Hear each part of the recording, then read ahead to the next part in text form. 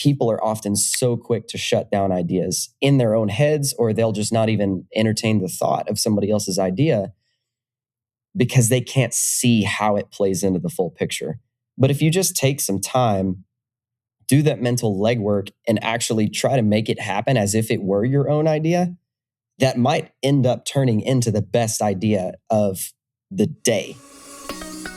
Welcome to the Worship Probs podcast, where we aim to entertain, encourage, and equip worship and tech leaders all around the world. Look, we all know that serving in worship and production is great, but the problems, those are real. Thanks for joining us as we dive into today's episode with our host, Brian Tabor. Welcome to episode 383 of the Worship Probs podcast. Guys, this is going to be one for the books. So welcome today. We're glad you're listening, or maybe you're watching on YouTube. I hope you are. While you're over on YouTube, make sure you smash that subscribe button. So you always get notified when we post a video, and we're trying to do more of that. And today this is going to be awesome. Okay, so I have with me two of my favorites, man, and I'm not making that up. That's not lip service. That's legit. Two of my favorites, incredibly gifted church creatives that serve at the Bridge Community Church, which is a multi-campus church in Chicagoland. We've got Bachanos and Michael Pasman. Welcome, guys. I feel like you say a lot of people are your favorite. So I need you to unpack this a little. I love people. Let's break that down. I love people. I'm a people guy. I'm a people person. So, but I'll be honest with you, I don't always mean it. But today I mean it. Oh, I totally mean it. Are you sure? Totes my goats. Promise? I mean it today. We get the BT seal of approval. You Let's go. You do. We're going to put a little razzle dazzle on them today, and we're going to have. Okay, so we've got prayer concerns. You're going to laugh. You're going to love those. We got OG prayer concerns today, and then we're going to have a conversation about creative planning for worship services. And Allie and Michael are going to give us kind of a look under the hood, behind the scenes at the Bridge. They did an incredible Good Friday service just here a couple of weeks ago. And they're going to give us a look behind the scenes as to how that came together. Where did they start? What was the process like? And what happened in the service? And so I'm excited. I've always wanted to do an episode like this. And so you guys, thank you for taking the time to do it. Yeah, thanks for having us. Of course. Oh my gosh, you guys are the best. You guys are the best. So guys, if you're listening or watching, thanks for hanging out today. Go grab something good to drink. I've got my little vitamin water, Every zero time. sugar. Someone sponsor this guy. Someone sponsor this guy, man. You got a Coca-Cola hookup for me? Yeah. Showed up with my coffee. I'm typical worship leader, Allie, what are you rocking? Anything? I just finished a coffee, so nothing now. Oh, okay, so she's but I'm ready to rock. I'm ready to rock. She's ready. She's ready. Let's go. Ready. So I hope you're watching on YouTube. This is going to be a great one. But before we dive in, got to give some love to our amazing partners. They're incredible. They're impacting churches all over the country. You can find more about them through the link in our bio. They are Planning Center and AE Global. This episode of the Worship Probs podcast is brought to you by Planning Center, an all-in-one software that can help you organize every facet of your ministry, connect with your people, and help your people stay connected to each other. Among the many ways Planning Center can help you do that is through task management. In Planning Center, you can create detailed tasks, organize to-do lists, and even collaborate on those tasks with other team members in real time. Do you have recurring events and projects with long to-do lists? Make a task list template to save time. Have regular tasks you need help keeping up with? Set your tasks to automatically repeat at an interval of your choosing. And the best part is that you can create tasks from absolutely anywhere in Planning Center using the toolbar. You'll find your Tasks tab in Planning Center Home. the place you see all the important updates happening across your account. To learn more and get started today, visit planningcenter.com or click the link in our bio. Prayer Concerns is brought to you by our friends at AE Global. Worship and production ministry is hard. Every week you're preparing, troubleshooting, and dreaming about what could be next. And most days, it can feel like you're doing it all alone. But what if you had a trusted partner who understood the pressure and chaos and walked with you through it?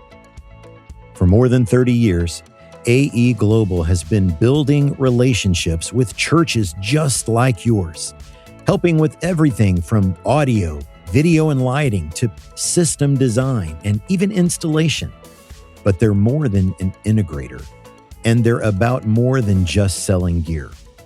AE Global is a team that comes alongside you and a partner for the long haul, someone to brainstorm, troubleshoot, and dream with. They don't just care about your equipment, but the people behind it. Because great ministry happens when you don't have to carry it all by yourself. If you're ready for a partner who understands church production and wants to help you move forward with confidence, visit the link in our bio and reach out to AE Global today. Don't do ministry alone. Navigate it together with AE Global.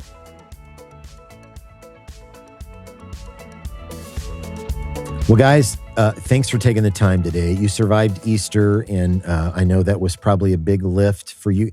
Tell me a little bit before we jump in. How many campuses at the Bridge? We got 4. Ooh, 4 campuses. And do you have more coming? Can we do. break some We're news working here? on it. We're working on it. Okay, we're working on it. We needed more campuses yesterday, so we're praying hard. We're looking hard. Yeah. We were exploding at Easter. Normal weekends are busy. Across all the campuses, how many Easter services? Oh, goodness. We did 6 at one, 5 at another, 4 at another, and 1 at another. Good. So whatever that math is. 16. Yeah. Just for Easter, not including 16. Good Friday. How many Good Fridays did you do? 4, 2, 2, and 1. Good night. And did anybody give Nellie a mic at any point in these? Nellie spoke at all of them, actually. Spoke at one campus for Good Friday, another campus. No one, a mic did not go flying, so we can say that. I survived. That's a win. That's a win. Oh, gosh. That's awesome. That's phenomenal. So if you're listening or watching, that's Brian Nelson, our friend who's been on here a couple times, and he's been on karaoke. And there's this incident that happened a few years ago at Experience Conference where he was hosting and his mic just went flying. And he got a little excited, threw a mic, and I happened to be standing a foot away from where the mic landed. So I almost died that day. Oh my gosh. Well, and to say Brian got excited, he sort of arrives excited, he lives excited. He lives He's excited. Perpetually excited. Yeah. Live Moss. That is the Nelly, the Nelly phrase. Well, you guys, thanks for giving us this kind of a behind the scenes look. And we're going to talk specifically about your Good Friday service, which was awesome. And we ought to, if it's permissible, I'll share a link to that maybe in the story once the episode drops, and people can check that out. So, okay, question number 1. So when you're planning a special service at the Bridge, where does it begin? Like, what's the very first conversation that kind of lights the fuse on that at the Bridge?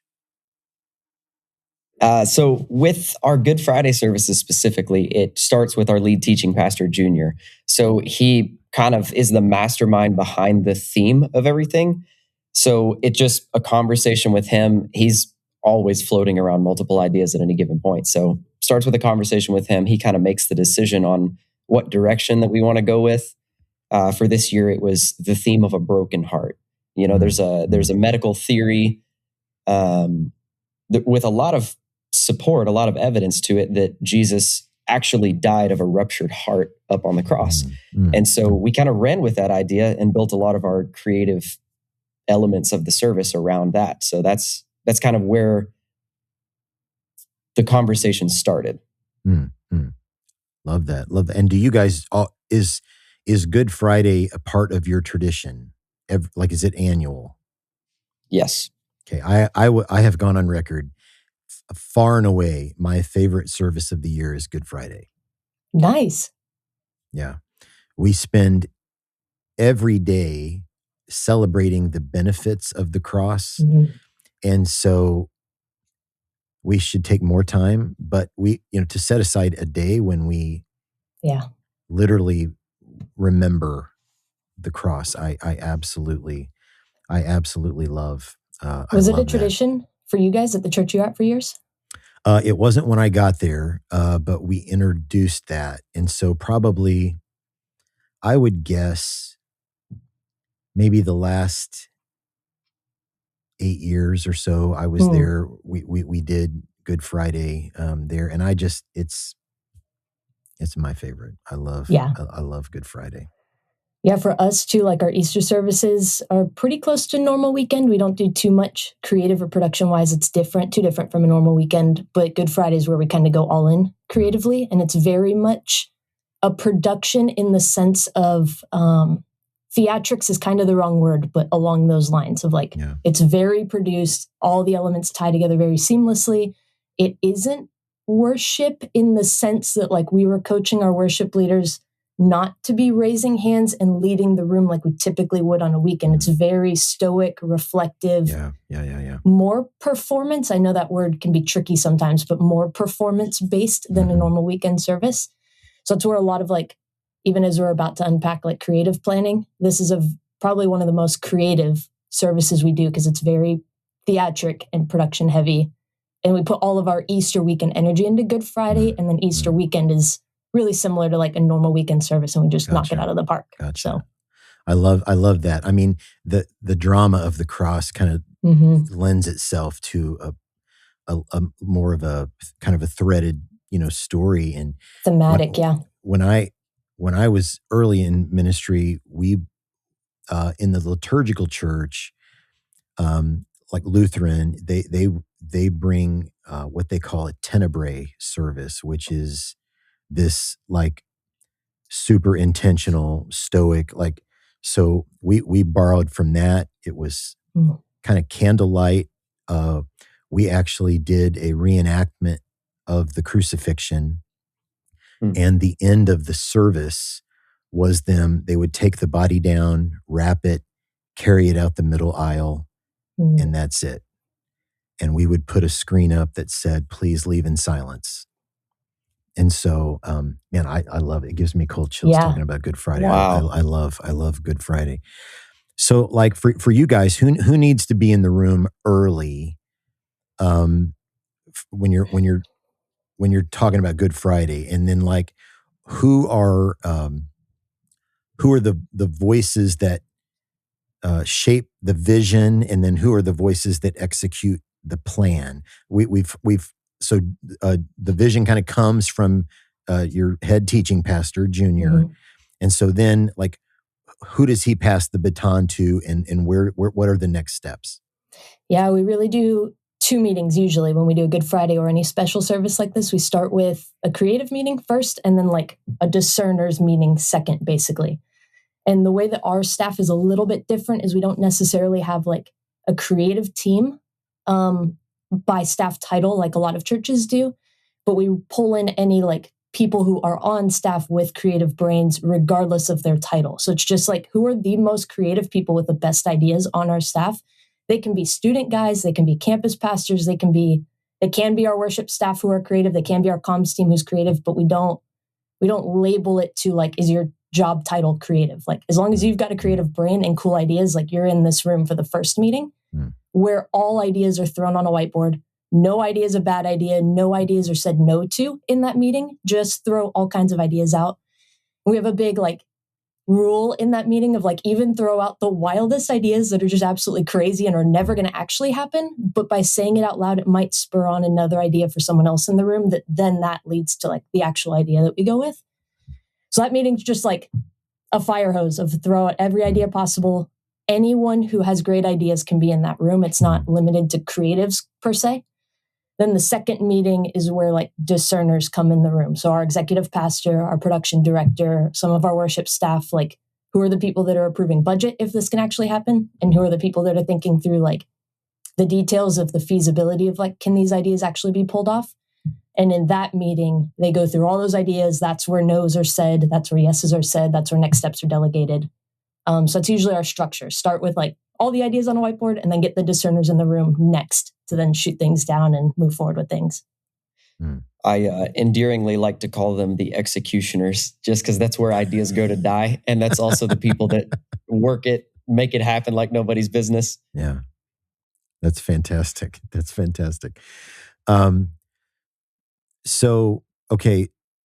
So you got the vision, and then you've got all these ideas, and then you kind of funnel those ideas down into what do we like? What can we really do? What can we really pull off? And so once that's all starting to crystallize and become the kind of starting to gently become the plan, like how do you translate that into a practical plan?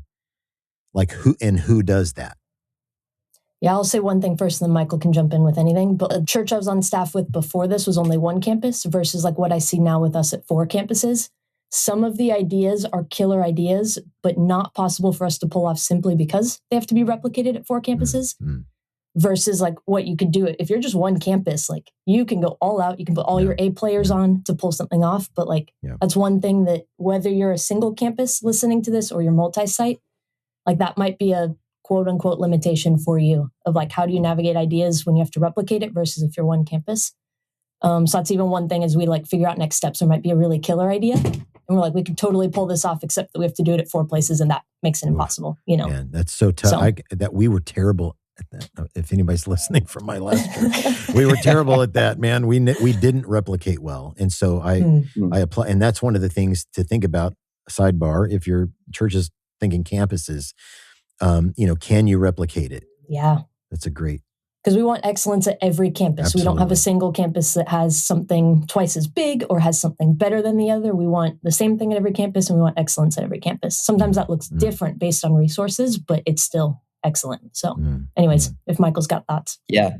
No, that's a really good thought, is thinking through it in the lens of each of your campuses. Because obviously every building is different. Every stage is different. You've got different lighting fixtures at every campus. You've got different band members at every campus. So the capabilities even on stage are different. And even through musically speaking, all of your leaders are going to, have different ranges. Some leaders are going to work certain moments better than others. So there's from production to worship, there's this element of what can we create that everybody can execute well, where we're not sacrificing quality of the, product, for lack of a better word, like the end vision, We don't want to sacrifice the quality of it, but we want to build something that sets everybody up for success. And so kind of circling back to your initial question of like, how does that happen after the vision is set? What we had previously talked about was, the executioners meeting is like, it goes into this next room where we really just ask the question, okay, here's what we want to accomplish. How can we make this happen? And so me and Brian and our production guy, his name is also Mike, we carried a lot of that vision to the 3 of us. We talked through it and we're like, all right, what can we do we wanted a 3D printed heart like on a cross on stage that like flashes with a heartbeat. So we had to figure out time code and all these other things, which is not something we've historically done, or in a long time at least here. And all of the questions to think through, like just basically how can you make it happen? You're going to spend hours and hours thinking through every possible solution, like working things to an end of like, okay, this cannot happen. We don't have the bandwidth to do this, or that's, the production side. Then think about the musical side. All right, do we have the people that can sing the range on this song? Do we have the band members that can play how difficult this guitar part is? There's lots of layers to think about. But one of the things that I have learned with our teams especially is like sometimes I'm going to use a song, for instance. We had a song that was just spot on. Like it was the theme of Good Friday. The lyrics were incredible. Musically, it was insane. And its range was completely unsingable. Like nobody on our staff is going to be able to sing that and sing it well. Like I'm sure somebody can scream those notes, but it's not going to sound pretty, right? Mm.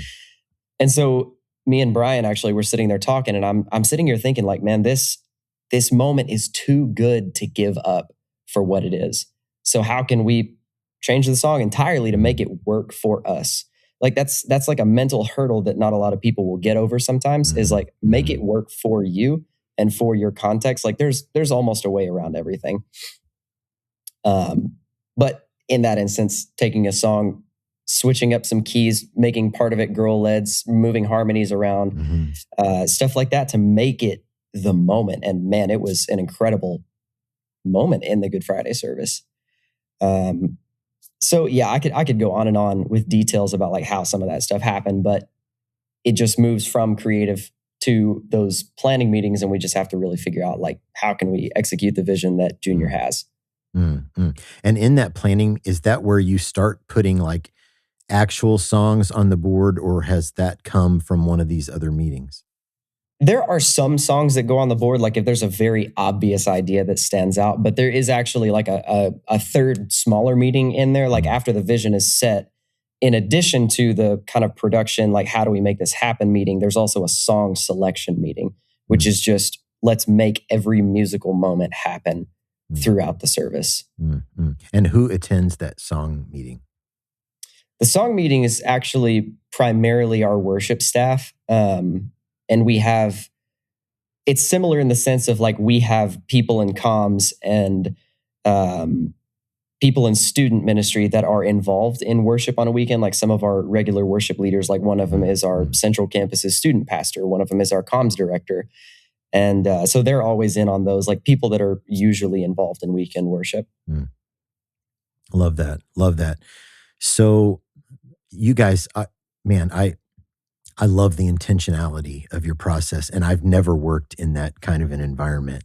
So I applaud you. What would you say are some of the biggest challenges? Like, or is there, does it become predictable that there's one part of the process, like, okay, if we're going to face a challenge, it might come in this, like, where do you see those challenges arising? This is a funny question. I probably spent the most time thinking about this one. Tension points in the process, or maybe tension is not even the right word to use, but where challenges come into play, especially with an event of this magnitude. Like Good Friday is, every church has a different level of priority on like what the biggest events are. But for us, Good Friday is like near top of the list. The two main places that I see or have seen, I'll explain it and then kind of go into how our church deals with this sort of thing, or at least how I've seen it happen. So the number one biggest place that I see for challenges is like battling with creative ideas. Because in that room, like you get a bunch of creatives in a room, and like this can be a challenging spot. Like nobody wants to see ideas shut down, especially when you're just like, vomiting tons and tons of ideas out there. There's terrible ideas that go on that board. And there's also really great ideas that go on that board. Yeah. And so some really important things that I've learned in navigating all of this is it's important. Like one of the things that Ali referenced earlier is we have a rule that like ideas do not get shut down in that creative room. Like it's important to let every idea just get out there. I mean, unless it makes no sense at all and completely derails productivity, like you got to have somebody in the room that has the power to shut it down. Yeah. But one of the things I've learned, especially since being with the Bridge, is you have to really do the mental legwork to try to make every idea work, because you're never going to understand the vision or how an idea can contribute to the vision until you start to treat it like your own. So like championing every idea, like I've coached some of my worship staff on this same thing too, like with songwriting and other things like that, is people are often so quick to shut down ideas in their own heads, or they'll just not even entertain the thought of somebody else's idea because they can't see how it plays into the full picture. But if you just take some time do that mental legwork and actually try to make it happen as if it were your own idea, that might end up turning into the best idea of the day. You know, I'm going to call back to our last year's Good Friday service, because this exact thing actually happened. Like, this is what taught me this lesson. Was Allie was actually the one that brought the theme song of the entire service. It was by far the best and most obvious song to go with the service, right? But all of us in the room shut the idea down because we're like, this like doesn't make sense. It's way too on the nose, like it's cheesy or whatever. And then Brian comes back in at another meeting and rightfully so corrects all of us, because it's like, what are you guys thinking? Like, this was the best idea by far. But because my thinking at the time, I wasn't trained to like entertain and try to make that work, just partially because it wasn't my own idea and I just didn't do the legwork, you know? And that ended up transforming the entire service. It was an incredible addition. And so doing that in your mind for other people's ideas, not only can it open you up to the best ideas that you never thought possible, it also does something good for your heart, for yourself and on your team, because then you learn to champion each other in new ways and you don't get caught up in the pride of your own ideas. That is a key part of working on a creative team, is like, get over yourself. I'll just call it what it is. Suck it up and get over yourself, number one. And two, champion other people's ideas until it reaches the point where it can't go any farther. Now, obviously, don't waste time. Like, every team has to find the balance of what this means for them, but you have no idea what that could produce. And part two, I know I've been talking a lot, so I'll try to keep this concise here, but part two of this is we're very, very strict with this rule on our entire staff as a church. It doesn't necessarily just have to be creative meetings, but it plays largely into this. Is once an idea is chosen and everybody walks out of that room, everybody champions it. Like, if I'll just use a hypothetical. If I walk out of a room hating the idea that we went with, you are never going to know it because I'm going to champion it like it was my brainchild. Like, I'm going to cheer for that idea and for the person that came up with that idea like it was the best thing in the room the entire day, even if I don't necessarily agree with that. Because at that point, what I think doesn't really matter. It's not about me. It's not about any of us. It's about what is going to serve the service the best so that we can connect the most people with God. That is the end goal of any creative planning that you do. And so always champion the idea that you walk out of that room with, because once again, it comes back to the heart of that team. Like, this is one of the most important things for creative teams, is you just got to get on board with it. And your connection and your ability to work together to create something even better is just going to skyrocket. Man, I love that. I love that so much. Okay, I got to know, what was the song? Oh, for that other Good Friday? Yeah. So the theme of that one was about gardens, right? So Junior walked us through, like, starting with the Garden of Eden, and we're in the perfect presence of God, and then sin destroyed that, and then the Garden of Gethsemane, and then the final garden, once we're back reunited with Jesus when he comes again. He walked us through all the gardens as part of like that Good Friday theme. So the song was A New Eden by the Belonging Co. Ooh. That's it. And so the whole like verse, the lyrics were I might butcher this, but something along the lines of like it was in the garden in the cool of the day. And it's talking about the Lord and like you being in his presence and all of that. So like literally had the word garden in it, talked about being in the Lord's presence. It was to so Michael's perfect. point, it was cheesy, but it did fit the theme kind of perfectly. So it was a fun find. I love it. And so much of what you guys are talking about is culture. It's cultural to the bridge. And so like, if you're listening to this and you're like, there's two of us, man, like this, I can't relate to this superstructure. Well, look, the superstructure wasn't built over coffee one day. Like, this is something they've developed over time.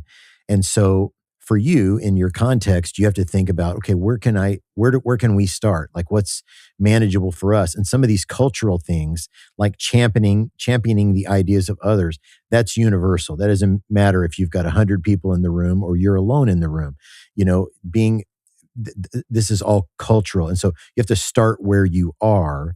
And this is maybe something that could be aspirational for your planning. You know, many hands make light work. You know, it's like that we're better together. How many other cliches can I string into this sentence? There's a lot. But yeah, so, and this wasn't built overnight. So don't be intimidated by this. Figure out where you can start and how can it impact what you're going after. And maybe it's not Good Friday, but maybe it's like something you do every week or month or whatever. And you start with baby steps, and you learn to walk, and then you learn to run and all that. And before you know, man, you've got a superstructure at your church too. So, Totally. okay. So you get to the service goes off, and we'll share the link for it. And, once the service is over, what happens? Like, how do you evaluate? Did it accomplish what we set out to do? Like, did what happened in all these meetings translate into the actual service? Like, what's a win? How do you define that at the bridge? I'll start with one practical thing right off the bat. But one cool thing that we've learned to do is we do so for our normal weekend services, we do a Tuesday run through with just our staff team. And we actually pretend we're leading the entire room, pretend it's the weekend, and do the service from top to bottom. And we feel it out in that room in that moment. Like, all these ideas we put to paper, are they actually working right now before we ever get to the weekend? So you have time to feel it out, feel out the real thing, and then make adjustments before you get to the weekend. So if we do that for the weekend, normal weekend services, but then even more so, we do it with these special services. And we actually did it the Tuesday before Good Friday, brought our whole staff in as well. And they all got, because they volunteer throughout Good Friday services, they got to sit in. And as we did our run through and felt it all out, they also got to experience it themselves. But then that was a great feedback loop before we ever got to the weekend, where it's high stakes and there's no time to correct anything if it didn't end up playing out well. But we have that Tuesday run, play it all out, see how it actually goes. And you have that immediate evaluation and time to make adjustments before the product actually goes live, right? So that's even one thing before you even get to the service. One thing we've loved doing is that pre-run. Then you have time for evaluation before the first thing, make some adjustments. And then the first thing is hopefully, it's never going to be perfect. We're all humans. There's going to be glitches that happen or things that happen, but as near to perfect as possible. But then Michael can speak more to some debrief after the full weekend. Yeah. That's a really good point, is the evaluation of a service starts before you even get to the service. That is, I think we went through Good Friday as a whole 4 times total before we actually did a service for any congregation. Because the first 2 were just us sitting with the service, listening through everything, playing it through the speakers in the house. We were just sitting in the room and feeling the moment, working the transitions in our brain. The second time was going through it with all of the lighting, designing the feel, the atmosphere of the entire service. That third time was the run for our staff. And then the fourth was all of our campus rehearsals before you start Good Friday. And there is a huge difference between running a service, imagining the moments, and with people in the room. To that point, the staff run actually, because we had run the service basically 2.5 times before we even got to the run that was for our staff. And we also opened it up to all of our worship and production volunteers to what Ali was saying, is to give everybody a chance to experience this, because they're going to be volunteering for, tons of services throughout the weekend. And so once staff got in the room and people were actually reacting to the service, that was a huge help, because it changed so many things about some of the transitions we did. It changed things about the ending of the service and how we dismissed people. That was really key, because when we were oh, this didn't actually go at all how I thought it was going to in my head, because, people are the X factor, it's the variable.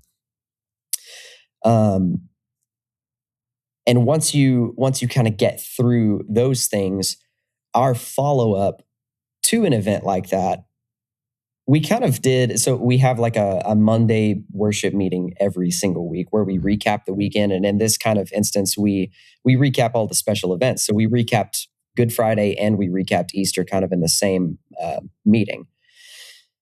We discuss successes, failures, and deviations from the original plan. We're analyzing everything from our preparation, looking at what can be done better for the next year, documenting everything.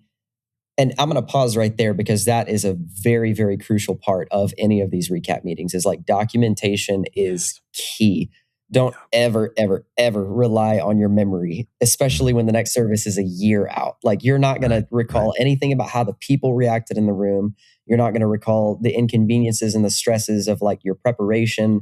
It's just not going to happen. So as best you and as detailed as you can, write all that stuff down and like keep an archive that you can study and that you can use to prepare for the next year.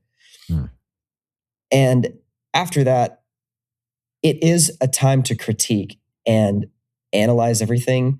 But I think a really big part that keeps, I guess, kind of the momentum going is celebrate the win.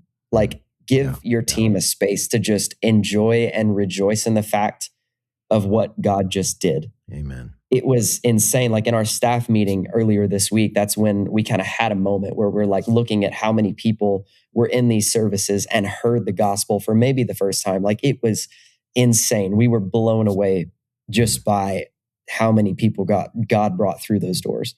Man, and that was what just makes you look back at all of the hours that went into it.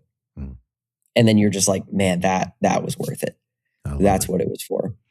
Man, I love that. I love that. You guys, thanks so much for having the conversation, giving us a kind of a behind the scenes look, and thanks to both of you for serving the local church. And you are two people whose service spills out far beyond the walls of your local congregation. Like you're involved in all kinds of ministry, and I love that. And so please thank all the folks at the Bridge for all that they do for the kingdom. And thanks for letting us have some insight. Totally. Thanks for having us. So good. Of course. You got it, man. It's awesome. Awesome. Well, BT, do you know what time it is? What time is it? I think it's time for prayer concerns.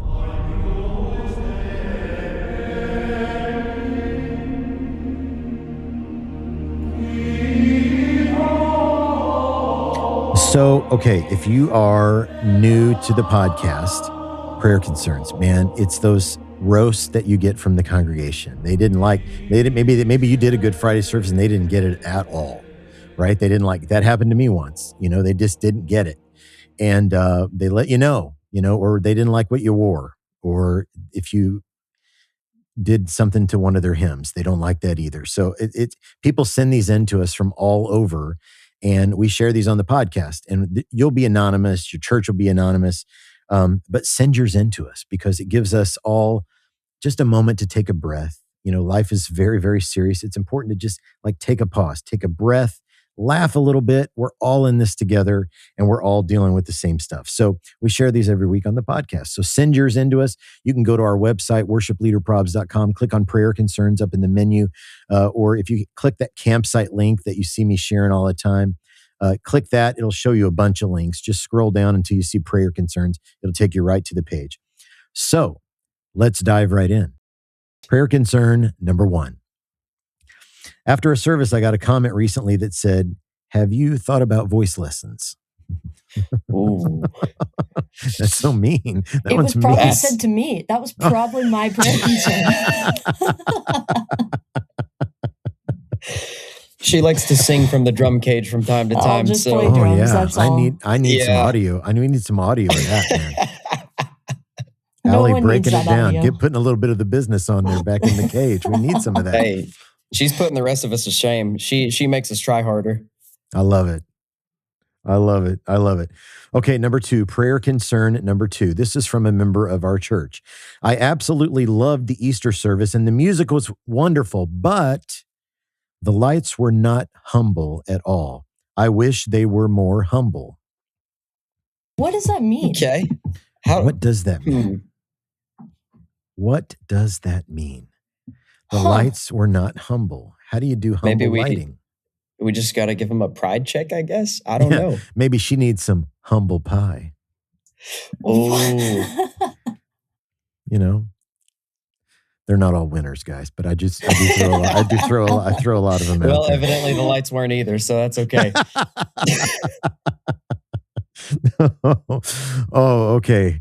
Prayer concern number 3. This is a quote from a member of our church. She is an older female, and she said, "Just so you know, Green is my favorite color. And then 2 weeks later, she said, I know you're not making the lights green just to make me mad. Okay. I mean, This is personal. I told you green is my favorite. Does she It's want green lights man. only? What Right. if we I wear think green lights only. outfits? Yeah, it would be like Does she the want green Grinch. chairs in the auditorium? What does she The want? Grinch or the Hulk. Michael, you got she would really love Yeah. your background there. You know, it kind of reminds me of Shrek a little bit. I'm not. It's such a great movie. That's such a great movie. It is It's underrated. Oh, for I sure. love Shrek. I love very Shrek. much so. I love Shrek. I wonder if Okay. her house is green. That's right. That's You think so? Probably. Okay, number 4. Prayer concern number 4. Got this comment from a church member. Sneakers, really?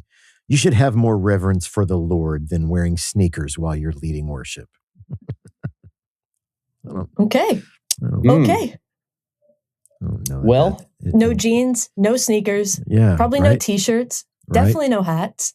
No, there has to be at no least hats, no hats. More rules here. Yeah, exactly. we can A lot of ask them rules. to stand up for 45 minutes for a service and see how that makes their feet feel.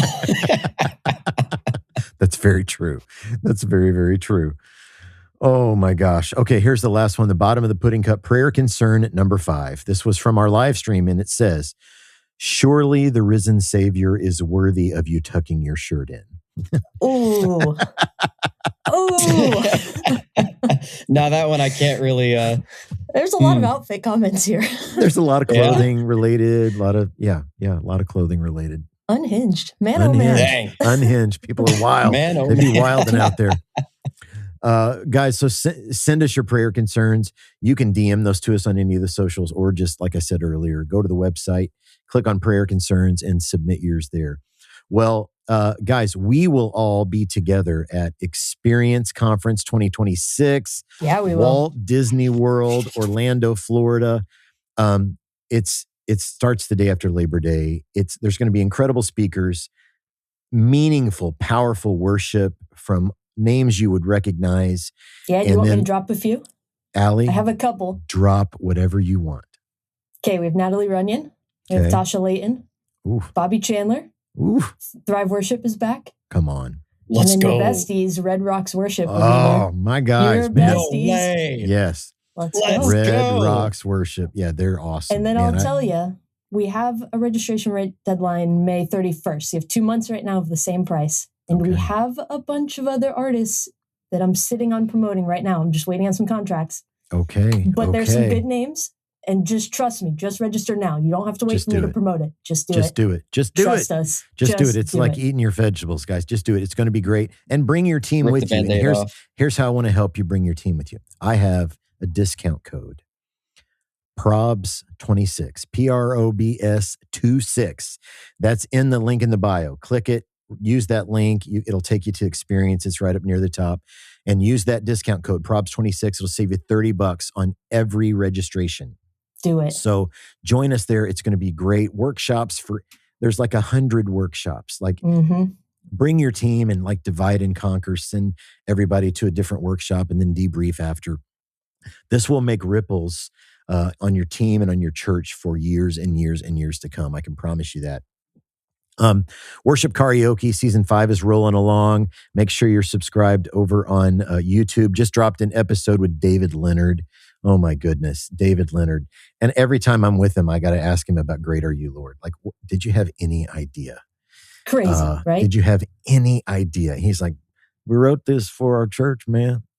That's kind of what he's every time. They had no expectations that it would ever go outside the walls of their church. And that's worked out really good for the rest of us. So yeah, make sure you're subscribed on YouTube for Great Are You, Lord. Allie, be creative. Allie, tell us a little bit about what you do and what you're doing to help support churches. Yeah, churches or organizations. So I come alongside Tabor, of course, and we do all kinds of podcast production and do a bunch of graphic design, but I can do all that same sort of stuff for your church. So we can do socials, we can do website, we can do comm strategy, any of the things. But one of my favorite things I get to do right now is like coaching. So if you already have an existing comms team, you have existing graphic designers, you don't need me to do work for you, but I can come alongside and coach, help with some strategy, help streamline some things or build some systems. That's one of my favorite things to do right now. So we can do a bunch of different things for you, but that's one of my favorites. Love it. And the way they can get in touch with you is she's phenomenal. She's a freaking rock star. How do they get in touch with you? Yeah, you can email me, Allie at alliebcreative.co. Or I think do you have it in your campsite? I think so. I think so. I'll fix that if I don't, but I think I do. Yeah. So make sure you reach out because she will crush it for you. Guys, our new partner, AE Global, they're an AVL integrator. They're crushing it for local churches. And they do every other month, they have like a training event at their headquarters in Charlotte, North Carolina. And in July, we're breaking a little news here today. Details are coming, but in July the 10th, we are going to make their July event a pop-up probs event. So Friday, July the 10th, make plans to join us. If you're close to Charlotte or in Charlotte or you could drive to Charlotte, join us. It's going to be killer. I promise you. We're going to do all kinds of teaching. We're going to record a podcast. It's just going to be a great day, and lunch will be provided. So look for details coming soon about Pop-Up Probs Charlotte. So guys, we always love that you hang with us. Thank you so much for listening or watching or however you're finding us today. Thank you. Yeah, and before you bounce, make sure you're subscribed wherever you listen to podcasts so you never miss an episode. We'd love for you to take a quick moment to head over to Apple Podcasts, leave us a 5-star rating and a really great review. It genuinely helps us get more worship and production leaders finding this podcast, and we're super grateful for it. Absolutely. And thanks for following us on all the socials. We're at Worship Probs on Instagram, YouTube, Facebook, and Threads. What is Threads? I don't really know, but you can follow us there. It's a big platform for us, so we're talking about it. And over on TikTok, we're Worship Leader Probs. And join our Worship Probs community group on Facebook, Leaders Helping Leaders. This isn't another place to find our memes. This is totally unique content. And if you got questions or things you want to post to a group of people, get some feedback, it's a great place to do it. Just look for Worship Probs community group on Facebook. Answer the 3 questions or I can't let you in. And then over on X, just look for the hashtag Worship Leader Probs. And we talked about it earlier, but you got to hit up Allie at Allie Be Creative. She'll crush it for you. All the stuff she mentioned, coaching, logos, websites, social media content. She's the best at all of it. So 10 out of 10, recommend her. And thanks to my friend Scott Hoke for our intro. Guys, we love you. Thanks so much for listening or watching episode 383. Until next time, deuces. Stay classy. Take care.